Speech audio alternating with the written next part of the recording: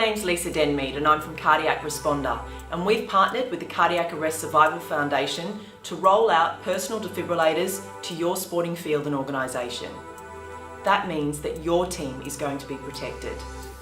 Each and every defibrillator will be registered with the AED Deployment Registry. That means that every defibrillator can be traced back to its owner and managed more effectively. A person will be appointed to take custody and ownership of the defibrillator, and they'll officially be known as the defib person.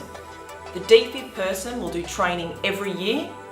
They will inspect the defib, ideally every day or at least ahead of the weekend's games. They'll also bring the defibrillator to the ground to make sure that it's in a prominent spot. We recommend smack bang in the middle of the halfway line, and we have a special flag to mark it. Your personal defibrillator will be in this bright orange bag. You need to be able to see it and get it as soon as possible when you need it most. In your bag will be your personal defibrillator, as well as 3 documents.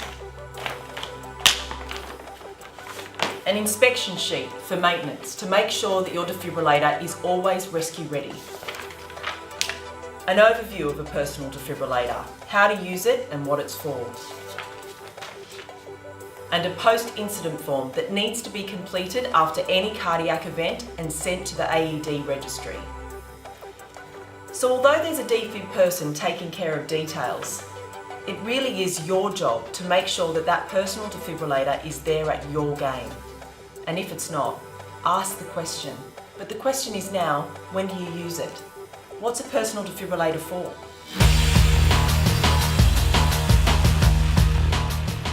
A defibrillator is used when someone goes into cardiac arrest. There are 2 main criteria for cardiac arrest. The person is unresponsive and they are not breathing. They now need CPR and a defibrillator to shock them, or they're going to be dead within minutes.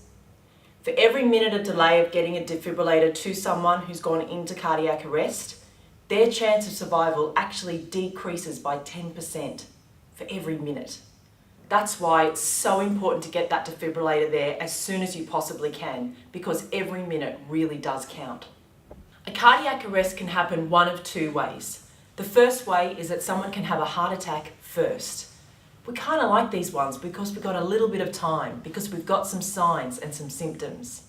Some classic ones might be chest pain, pain down the left side of the body, possibly radiating to the right, pain around their jaw.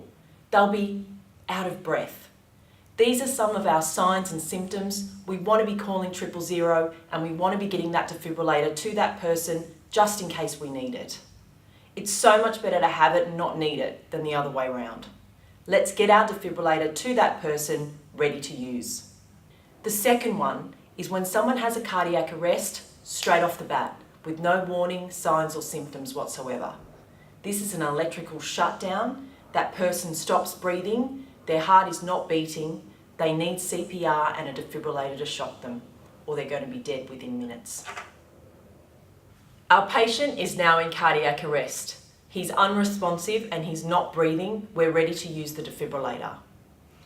Let me show you how easy it is to use. The first thing you'll access is your rescue kit. Now in here are some tools to keep you safe, as well as get your patient ready to use the defibrillator. It's all about making sure we get those pads onto the skin as soon as possible and sticking. In your rescue kit, some scissors to remove clothing. These will cut through bras, buttons, the whole bit. You need to get to that skin as soon as possible. Some gauze. This is to give them a wipe. They might be sweaty, there might be blood and vomit around. We want to get that skin nice and clean and dry to stick the defib pads on. Some gloves for your protection. A rescue mask. This rescue mask is for you to give your rescue breaths. It has a one-way valve so that you're protected. No blood and vomit can come back out. Over the nose and mouth, opening the airway, creating a nice tight seal to give your rescue breaths. And a razor. We want to be taking the hair off, running the razor down our clothing to get rid of any clogged up hair. You must do this if your patient has a lot of hair on their chest. Otherwise, the automatic defibrillator will not analyse or administer a shock properly. Let me show you how easy it is to use an automatic defibrillator. Yellow button all the way in, lid all the way back, and it's going to talk us through it. Stay calm. Follow these voice instructions. Make sure 000 is called now. Begin by exposing patient's bare chest and torso. Remove or cut clothing if needed. When patient's chest and torso are exposed, remove square foil package from lid of AED. Tear open foil package across dotted line and remove pads. Next, separate one of the white pads completely from blue plastic liner. Begin peeling from the tabbed corner. Next, separate one of the white pads completely from blue plastic liner. Begin peeling from the tab. Firmly place the pad without the liner on the patient exactly as illustrated. This pad can be placed on either of the two locations shown. Next, peel the blue plastic liner off of the second white pad. Firmly place the second pad on the opposite location, exactly as illustrated. Do not touch patient. Analyzing heart rhythm. Please wait. Do not touch. Preparing shock. Move away from the patient. Shock will be delivered in 3, 2, 1. Shock delivered. It is now safe to touch the patient. When instructed, give patient 30 rapid compressions. Then give 2 breaths. Place heel of one hand on center of chest between nipples. Place heel of other hand directly on top of first hand. Lean over patient with elbows straight. Press the patient's chest down rapidly, 1/3 depth of chest, then release. Start CPR.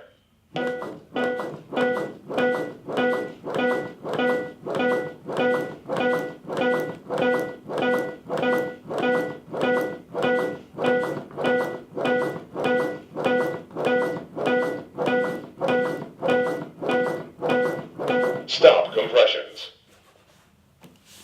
Give breath. Give breath. Continue with compressions.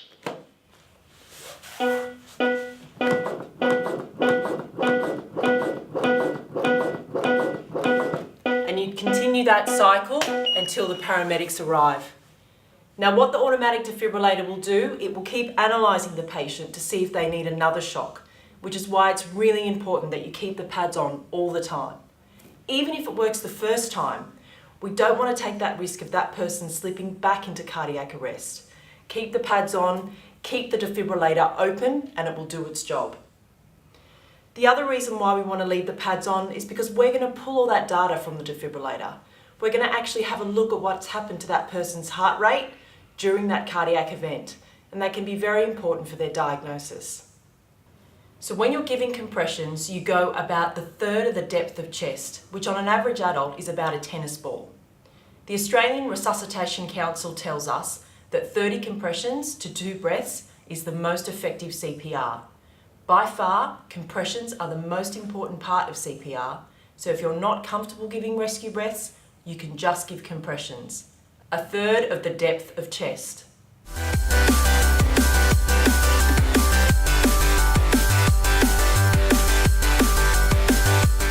So now you know about the distribution of personal defibrillators and your role in making sure that it's there at your game.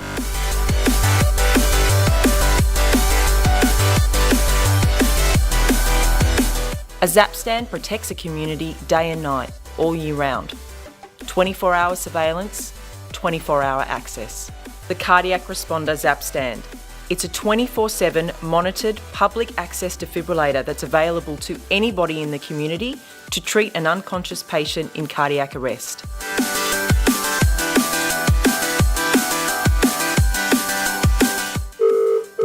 Cardiac responder, what is the nature of your emergency? Somebody's collapsed and I need the defibrillator. What is your name and telephone number, please? Thank you. You may now open the door to retrieve the defibrillator.